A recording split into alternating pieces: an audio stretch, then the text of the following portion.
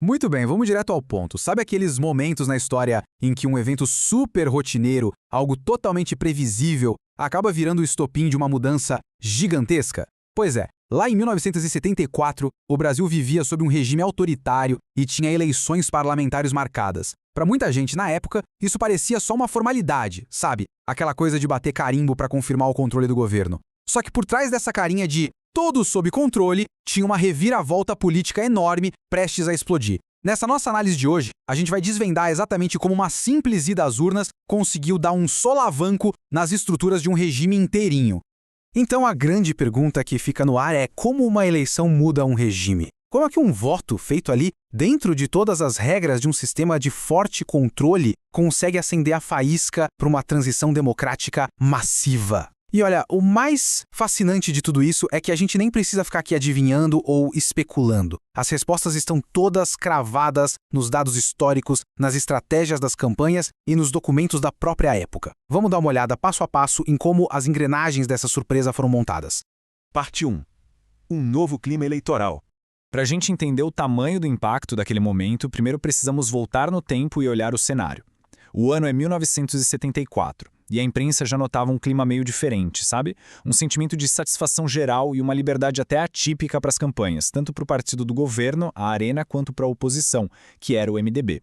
Mas o verdadeiro divisor de águas aqui foi a tecnologia. Pela primeiríssima vez naquele período, o rádio e a televisão abriram as portas para os candidatos, imagina só o peso disso. A política saiu dos comícios nas praças e dos jornais impressos e foi parar direto na sala de estar de milhares de lares através do som e da imagem. Isso literalmente reescreveu as regras do jogo e alterou todo o campo de batalha eleitoral. A coisa mudou de figura da noite para o dia.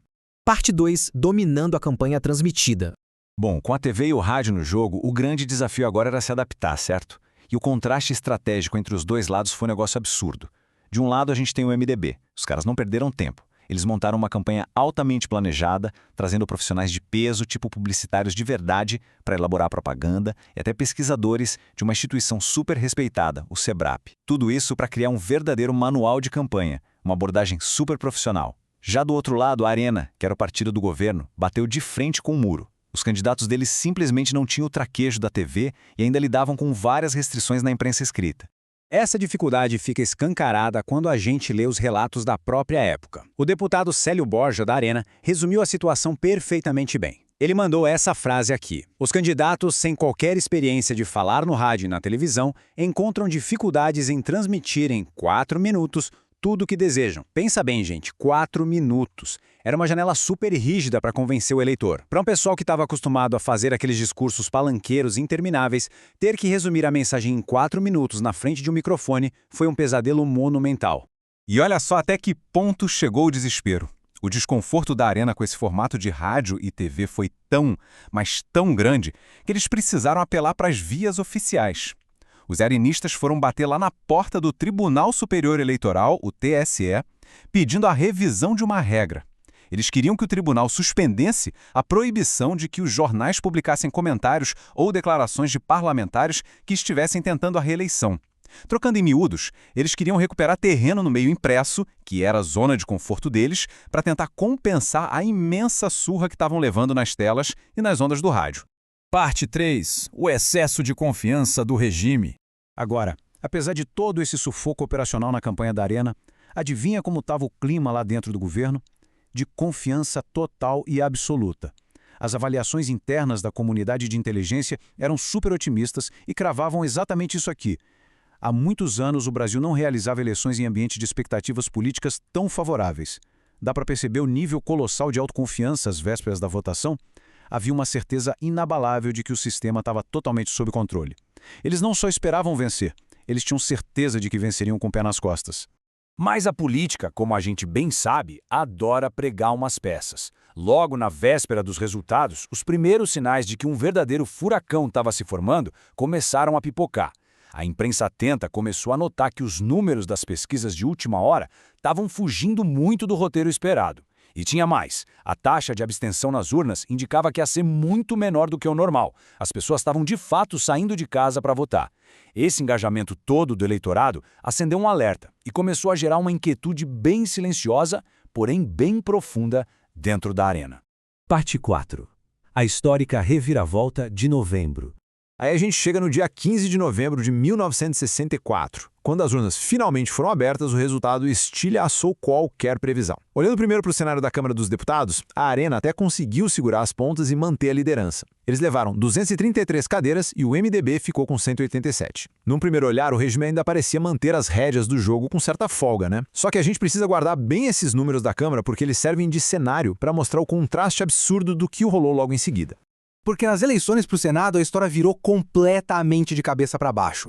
O MDB, a oposição, arrebatou simplesmente 16 cadeiras. E a Arena, aquele mesmo partido do governo hiperconfiante, ficou com mísera 6. Foi um atropelo completo da oposição, uma reviravolta histórica num nível absurdo. 16-6 no Senado representou, sem sombra de dúvidas, um choque sísmico violento nas estruturas do poder de então.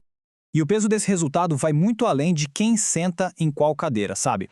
Essas 16 vitórias do MDB no Senado viraram um marco gigante. Elas apontaram, sem deixar espaço para dúvidas, um fato que parecia improvável.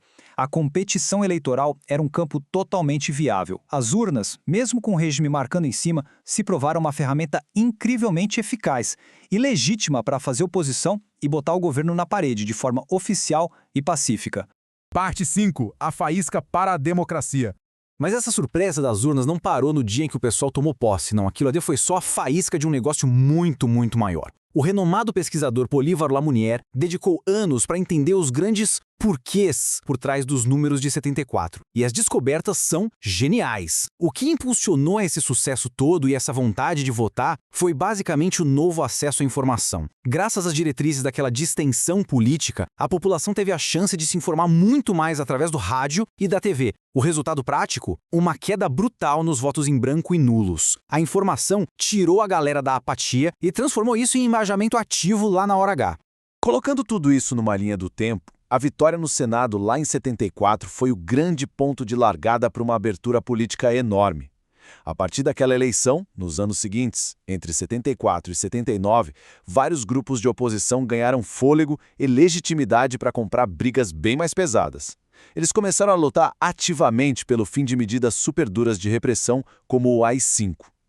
Toda essa mobilização, que nasceu ali quietinha na urna, foi crescendo e desagou naquela baita pressão popular de 1979, pedindo anistia e o retorno total das liberdades democráticas.